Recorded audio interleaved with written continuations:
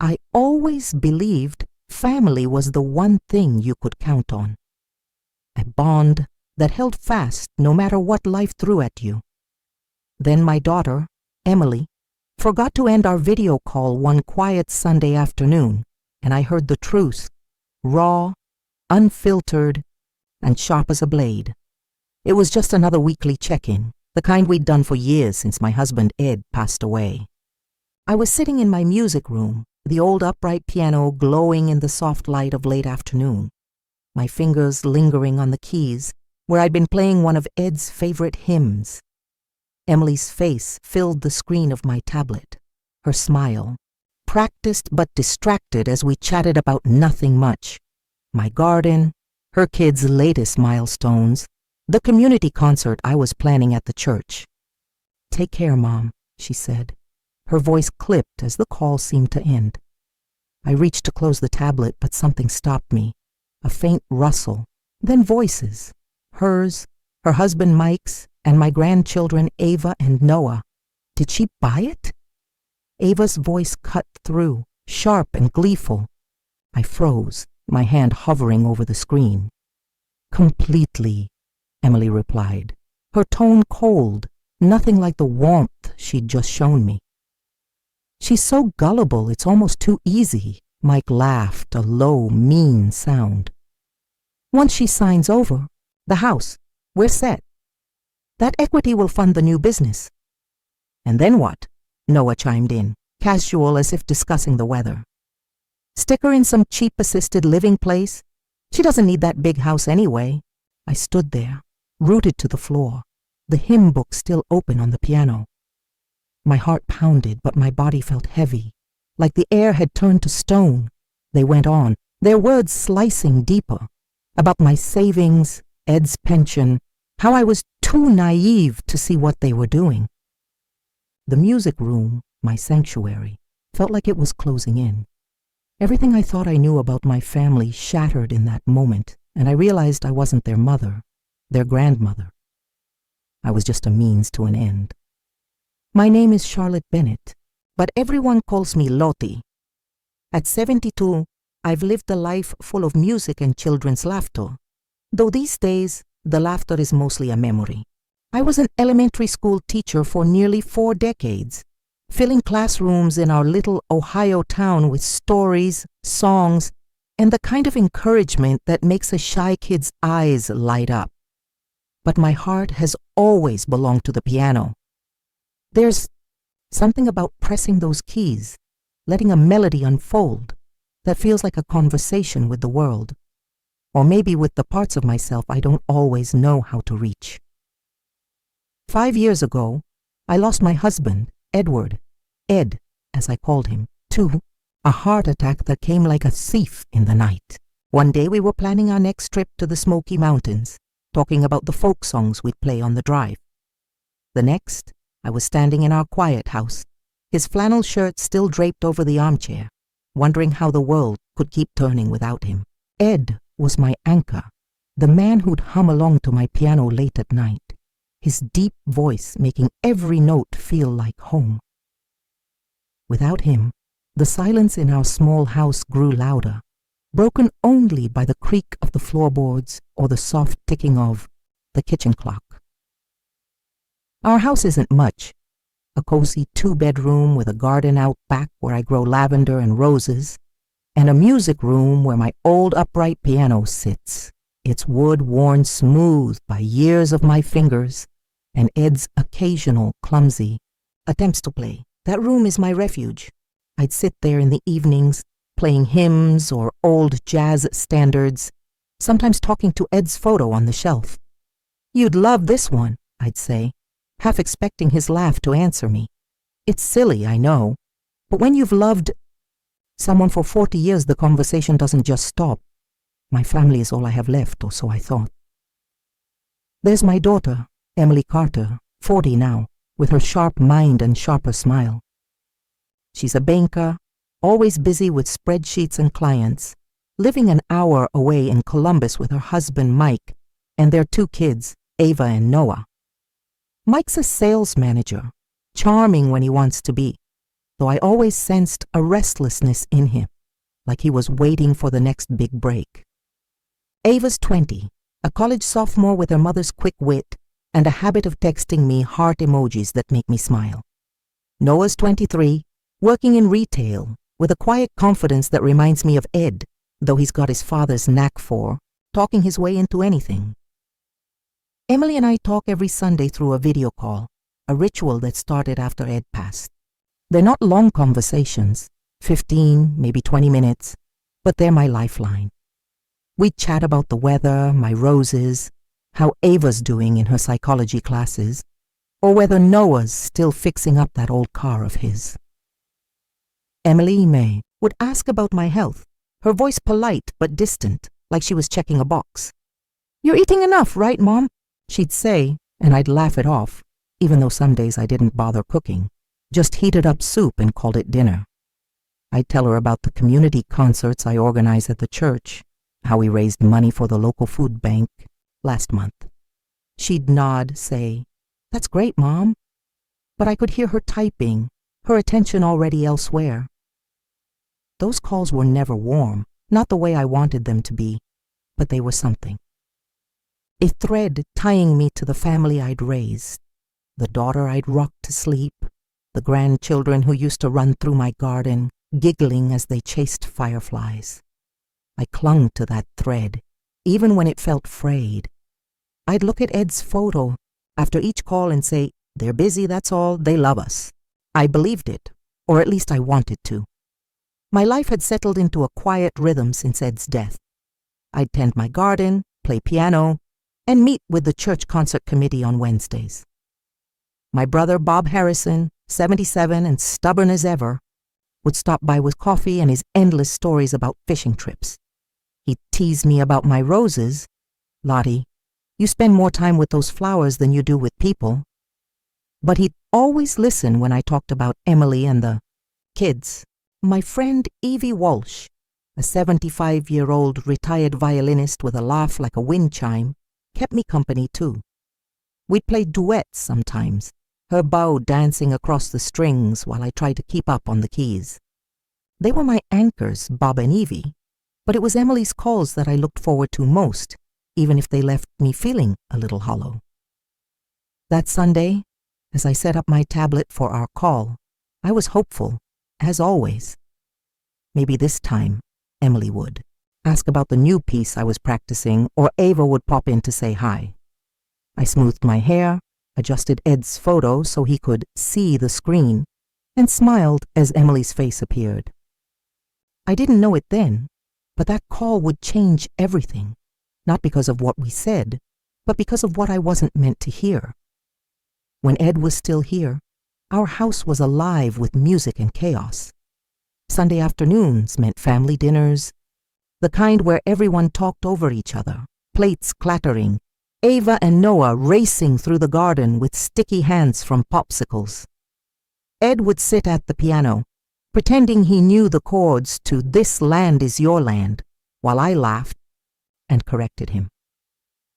Those were the days when family felt like a song we all knew by heart. But after Ed's heart gave out 5 years ago, the music faded. The house grew quiet, the dinners stopped, and my family became faces on a screen, voices that felt further away with every call. I tried to fill the emptiness. I'd spend mornings in my garden, coaxing roses to bloom, their petals a small victory, against the grayness of my days. Afternoons were for the piano, where I'd lose myself in old hymns or jazz tunes Ed loved, his photo watching from the shelf. I joined the church concert committee, pouring my heart into organizing recitals that brought our little Ohio town together.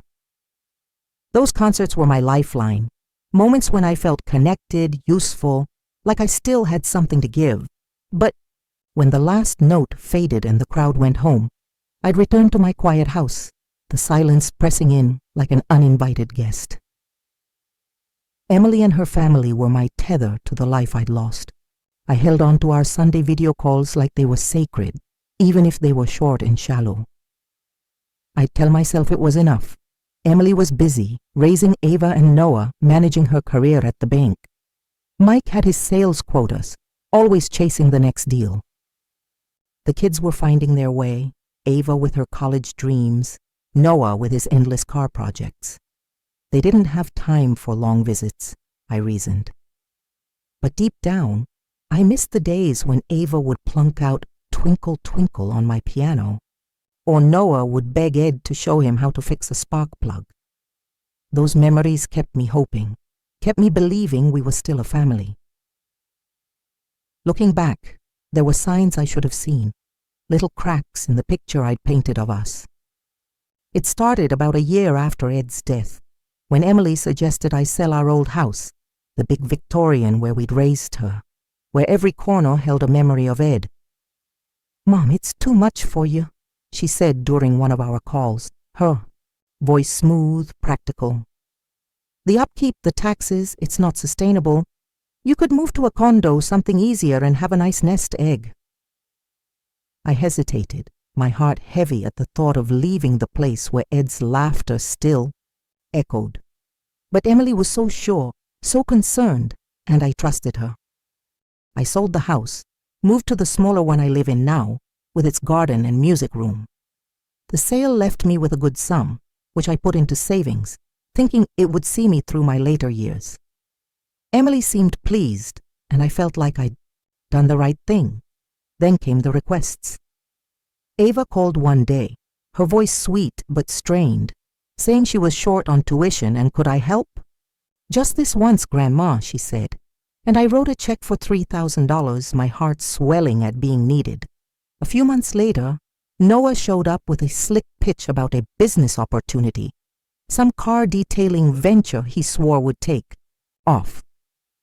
"You'd be investing in my future, Grandma," he said, his smile so like Ed's it hurt. Another check, $5,000 this time. I told myself it was what grandparents did, helping their kids find their way. But I started noticing things. New clothes on Ava, a shiny watch on Noah's wrist, Emily and Mike's posts about a renovated kitchen, a trip to the Bahamas. My own budget tightened. I skipped my annual symphony subscription, bought cheaper, groceries. Still, I brushed it off. They were young, building their lives. They'd pay me back when they could, wouldn't they? Mike's questions about my finances were harder to ignore. "Have you thought about your will, Mom?" he asked one Sunday, casual, like he was asking about the weather. "You know, just to make sure everything's in order." I laughed, a little uneasy. "I'm not going anywhere yet, Mike." But he pressed, suggesting a financial advisor he knew, someone who could maximize my savings. Emily chimed in later, asking if I'd considered a reverse mortgage to free up cash. Their concern felt heavy, like a hand on my shoulder I couldn't shake. I'd change the subject, talk about my roses or the next concert, but the questions lingered, a faint sour note in our conversations. My brother Bob saw it clearer than I did. He'd come over with his thermos of coffee, squinting at me over his glasses. "Lottie, when's the last time Emily visited without asking for something?" he said one morning, his voice gruff but kind. "They're circling you like vultures." I waved him off, stung. "They're my family, Bob. They're just going through a rough patch." He shook his head, muttering about people who only call when they need a check.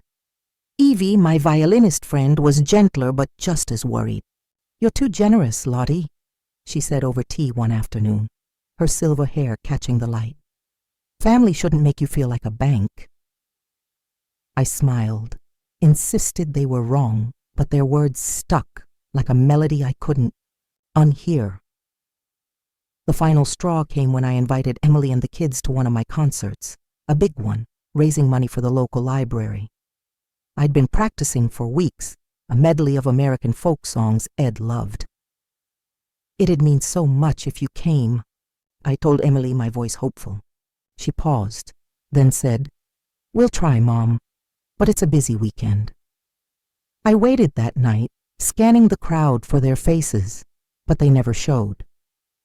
I played anyway, pouring my heart into every note. But when I got home, the house felt emptier, than ever. I sat at the piano, Ed's photo staring back, and whispered, "Maybe they're right, Ed. Maybe I'm holding on too tight."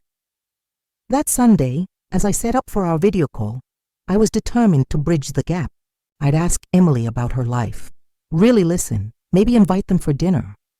I wanted to feel like a mother again, not just a name on a check. I had no idea that call would rip away the veil I'd been hiding behind, showing me a truth I never wanted to face. That Sunday started like any other, with a quiet kind of hope I'd learned to carry. I'd spent the morning in my garden pruning the roses, their soft petals brushing my fingers like a whisper of better days. By afternoon, I was in the music room, the piano gleaming under the sunlight streaming through the window. I'd been practicing a new piece, a gentle waltz Ed used to hum, and I wanted to tell Emily about it. Maybe, I thought, she'd care this time. Maybe she'd see me, not just as Mom, but as someone still trying to make beauty in a world that felt a little dimmer without Ed. I set up my tablet on the piano, propping it against Ed's photo so he could join the call. Emily's face appeared on the screen, her dark hair pulled back, her smile quick and polished. "Hey, Mom," she said, her voice bright but hurried, like she was already halfway out the door. We fell into our usual rhythm, small talk that skimmed the surface of our lives. I told her about the roses, how they'd bloomed despite the early frost. She nodded, said, "That's nice," her eyes flicking to something off-screen. I mentioned the concert I was planning, a spring recital, to raise money for the church's youth program. "Sounds like a lot of work," she said, and I laughed, brushing off the dismissiveness. Then she shifted, her tone softening in a way that felt rehearsed. "Mom, have you thought any more about what we talked about? You know, maybe moving somewhere with less upkeep? There are places, nice ones, where you could relax, not worry about the house." My stomach tightened, but I kept my smile. "I'm fine here, Emily. This house is home. Besides, I've got my garden, my piano." She pressed a little harder, her words careful. "I just want you to be safe, Mom. Mike and I were looking at some assisted living options. They're really lovely, with activities and people your age." I shook my head. The idea of leaving my music room, Ed's memory, feeling like a betrayal. "I'm not ready for that," I said firmly, and she backed off, her smile tight. "Okay, just think about it. We'll talk next week." The call ended, or so I thought. I reached for the tablet, but my hand paused, caught by a faint sound, like someone moving. I leaned closer, and there it was, Emily's voice, sharp and unguarded, coming through the speakers. "Did she go for it?" she asked, and my heart skipped, confused. Mike's laugh answered, low and smug. "Not yet, but she's so clueless. She'll cave eventually." I stood frozen, my fingers hovering over the piano keys, the waltz I'd been playing now a distant echo in my mind. Ava's voice cut in, bright and cruel. "God, it's like taking candy from a baby. If we keep pushing, she'll sign over the house by summer." Noah joined, his tone casual, almost bored. "Yeah, then we move her to one of those budget places. She doesn't need all that space, and we can use the cash for the startup." My breath caught, a cold weight settling in my chest. Emily spoke, again, her words slicing through me. "Mom's too trusting. She has no idea what's going on. That pension of hers, Ed's savings, is just sitting there, waiting for us. It'll change everything." I don't know how long I stood there, the tablets still glowing, their voices spilling out like poison. The music room, my safe haven, felt like it was spinning. I saw Ed's photo out of the corner of my eye, his kind eyes watching, and I wanted to scream, to ask him how our daughter, a little girl who used to dance to my piano, could say these things. They weren't just talking about money. They were talking about erasing me, shoving me into some faceless facility so they could live better lives with what Ed and I had built. I was their mother, their grandmother, but to them, I was nothing, more than a bank account, a house to sell, a problem to solve. My hands trembled as I finally tapped the screen, ending the call. The silence that followed was deafening, heavier than any I'd known since Ed's death. The hymn book on the piano had slipped to the floor, its pages splayed open, and I couldn't bring myself to pick it up. I sank onto the piano bench, staring at the keys, their black and white stark against the blur of my tears. Everything I'd held on to, my faith in Emily, in Ava and Noah, in the family we'd been, was crumbling, and I didn't know how to start putting the pieces back together. Triste, silence in the music room after I ended that call was unlike any I'd known. It wasn't just the absence of sound. It was the weight of a truth I'd never wanted to face, pressing down on me until I could barely breathe. I sat on the piano bench, staring at the keys, their familiar black and white now strange, as if they belonged to someone else's life. Ed's photo looked back at me from the shelf, his smile steady, and I wanted to ask him how we'd gotten here, how our Emily, the girl we'd raised with love and lullabies, could speak of me with such cold calculation, how Ava and Noah, who'd once curled up in my lap for stories, could dismiss me like I was nothing. The hymn book lay scattered on the floor, its pages crumpled, and I didn't have the strength to pick it up. Their words played over and over in my mind. Emily's "she's too trusting," Mike's smug laugh, Ava's taking candy from a baby, Noah's casual plan to shove me into a budget place. But there was more, something worse that hadn't fully sunk in until I replayed the conversation in my head.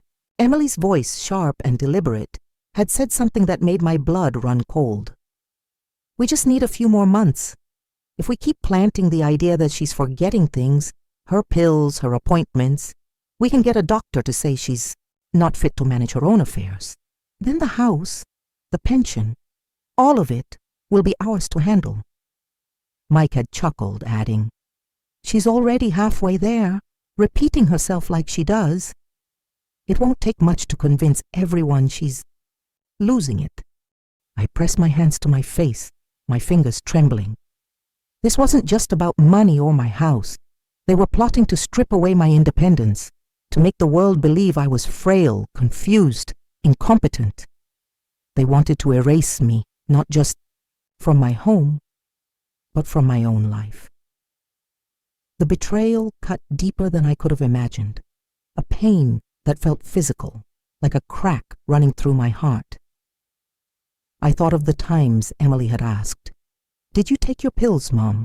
with that concerned tilt of her head, or when Ava had laughed off my forgetfulness about a call I was sure I'd never missed. It hadn't been care. It had been a script, a plan to paint me as someone I wasn't, all to justify taking everything Ed and I had worked for. I don't know how long I sat there, the afternoon light fading into dusk, the music room growing dim. I kept seeing Ed, the way he'd stand up for what was right, his quiet strength when things got tough. "You're tougher than you think, Lottie," he'd say, his hand warm on mine. But I didn't feel tough. I felt broken, betrayed, by the people I'd loved most. Part of me wanted to call Emily back, to demand why, to beg for an explanation that might make this hurt less. But another part, small but growing, knew there'd be no answers, only lies. They'd deny it, twist my words, make me doubt what I'd heard. I'd seen that look in Emily's eyes before. When she wanted something, she could talk circles around anyone. I thought about my life, the years Ed and I had spent building something real, a home, a family, a legacy of love. We'd scrimped and saved, paid off the house, set aside a pension so we could grow old with dignity. That money, that house, wasn't just numbers or bricks. It was us. Our late nights worrying over bills, our dreams for Emily's future, our promise to each other And now my own daughter wanted to tear it apart, to take what we'd built and leave me with nothing. The anger came then, slow at first, like a low note on the piano, but it grew steady and strong.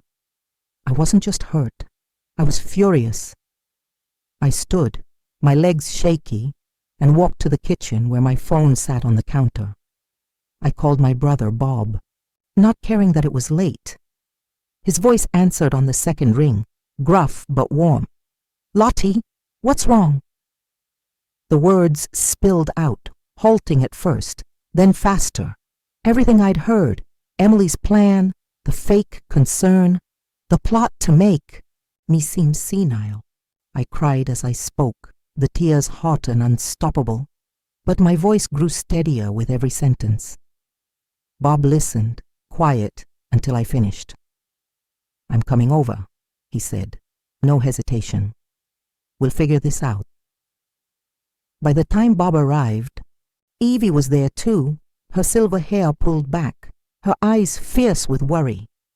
We sat at my kitchen table, the same table where I'd taught Ava to write her name, where Ed had carved pumpkins with Noah. Bob's hand rested on mine, solid as ever. "They don't get to do this to you, Lottie," he said. Evie nodded, her voice soft but firm. "You're not alone in this. We'll make sure they can't hurt you anymore." Their words were a lifeline, pulling me back from the edge of despair. I thought of Ed again, his strength, his belief in me. He wouldn't have let this stand, and neither would I. As dawn broke, painting the kitchen in soft gold, I made my decision. I wouldn't let Emily, Mike, or the kids take one more piece of me, not my home, my savings, or my dignity. I'd protect what Ed and I had built, not just for me, but for the life we dreamed of. I sat at the piano, my fingers finding the keys, and played a single clear note. It wasn't the waltz I'd planned for Emily. It was something new, something mine, a song of resolve, of a woman who was done being played. That morning, as the first light of dawn crept into my kitchen, I felt something shift inside me. It wasn't just anger or hurt. It was clarity, sharp and unyielding, like the single piano note I'd played in the dark hours before. Emily, Mike, Ava, and Noah had tried to take everything from me, but I wasn't powerless. Ed's strength, the life we'd built, the love we'd poured into this family, it was still mine to protect.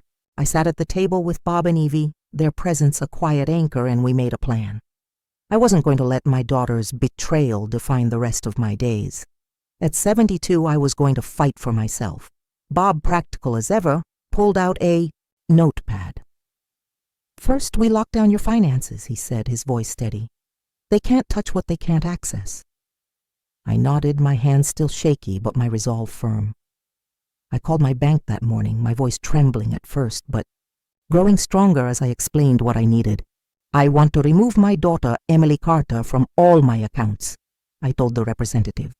"And her husband, Michael Carter, too." The woman on the phone hesitated, asking if I was sure, noting Emily had been an authorized user for years. "I'm sure," I said, picturing Ed's photo, his eyes urging me on. I opened new accounts, transferred my funds, changed every password, every security question. It felt like closing a door I'd left open too long. Next, I called the credit card companies, revoking Emily and Mike's access. One representative asked if there had been fraud. "Not exactly," I said, my throat tight. "But it's not right anymore." I contacted my phone provider, blocking their numbers, and changed my email password, each step a small act of reclaiming my life. Bob drove me to meet Patricia Larson, a lawyer Evie recommended, a woman in her 50s with a calm, no-nonsense air.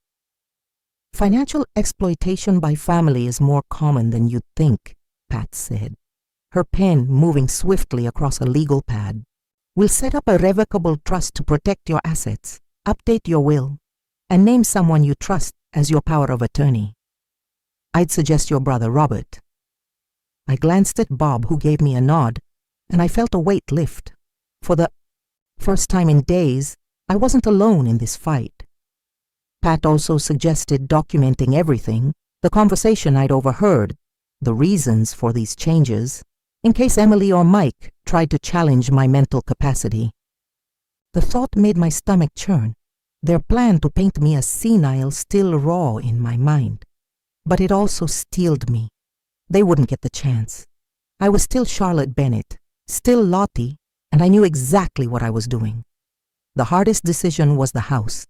I loved its garden, its music room, the way the morning light fell across the piano.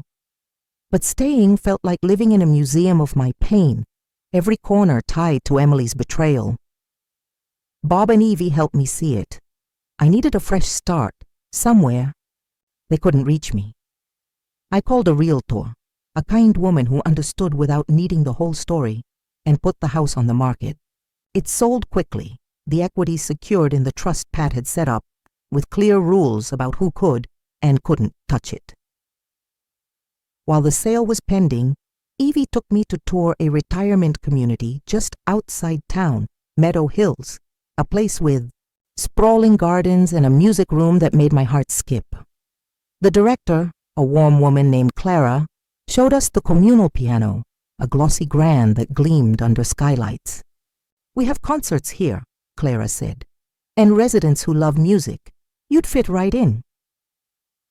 I walked through a one-bedroom apartment, its windows facing west, perfect for catching the sunset. There was space for my piano, a small patio, for roses.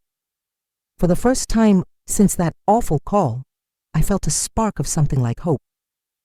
"I'll take it," I told Clara, signing the deposit with a hand that didn't shake. Moving day came fast. I stayed with Bob while a security team oversaw the packing just in case Emily showed up. She didn't, but I saw Mike's car drive by Bob's house once, slow and deliberate, a reminder that they weren't done trying. I didn't care. I was done letting them control me. When I stepped into my new apartment at Meadow Hills, the walls bare but full of possibility, I felt lighter. Evie helped me hang Ed's photo above the piano, and we laughed as we arranged my books, my rose-patterned teacups. "This is yours, Lottie," she said, squeezing my hand. "All yours." Meadow. Hills was more than a place to live. It was a community. I met Maria Alvarez, a retired opera singer with a voice like velvet and stories to match, who invited me to join the music club. There was Anthony Marino, a guitarist whose fingers danced over strings like he was 20, not 70. We'd sit in the music room after dinner, trading songs, Maria's arias, Tony's folk tunes, my jazz standards. For the first time in years, I wasn't playing alone. I reconnected with Evie too, who'd started visiting Meadow Hills for our old duets. "I told you, Lottie," she teased, her violin bow flashing. "You're too stubborn to stay down." I found purpose again, something I thought I'd lost.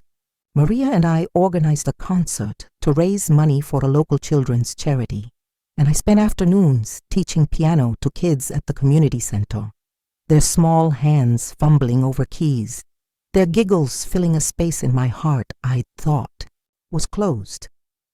Each note I played, each smile I shared, was a step away from the pain Emily had caused. I'd sit at my piano in the evenings, the sunset painting the room gold, and play for Ed, for myself. The music wasn't just sound anymore. It was freedom, a melody I was writing with every choice I made. I wasn't the same Lottie who'd sat frozen in that music room, listening to my family's betrayal. I was someone new, someone who'd learned that home isn't a house or even a family you're born into. It's the life you build, the people who see you, the songs you choose to play. At 72, I was starting over, and for the first time in a long time, I was excited to see where the music would take me. 6 months after I moved into Meadow Hills, my life felt like a song I was finally learning to play. The apartment with its west-facing windows caught the sunset's glow each evening, bathing my piano in a warm light that made every note feel alive. I'd spend my days with Maria, Tony, and Evie, laughing over coffee, planning concerts, or teaching piano to wide-eyed kids at the community center. The pain of Emily's betrayal hadn't vanished. It lingered, a quiet ache in the spaces between my joys, but it no longer defined me. I was Lottie Bennett, 72 years old, and I was building something new, something mine. I knew Emily would find me eventually. She was my daughter, after all. She knew my habits, the way I'd always answer a knock at the door, always hope for a chance to mend things. When she showed up at Meadow Hills one crisp fall afternoon, I wasn't surprised, but my heart still tightened. She stood in the community center's lounge, holding a vinyl record of Ed's favorite jazz album, her smile nervous but polished, like she'd rehearsed it. "Mom," she said, her voice soft. "We've been so worried. Why did you just disappear?" I like that. I looked at her, my only child, the girl I'd sung to sleep, the woman I'd poured my love into, and felt a mix of love and weariness.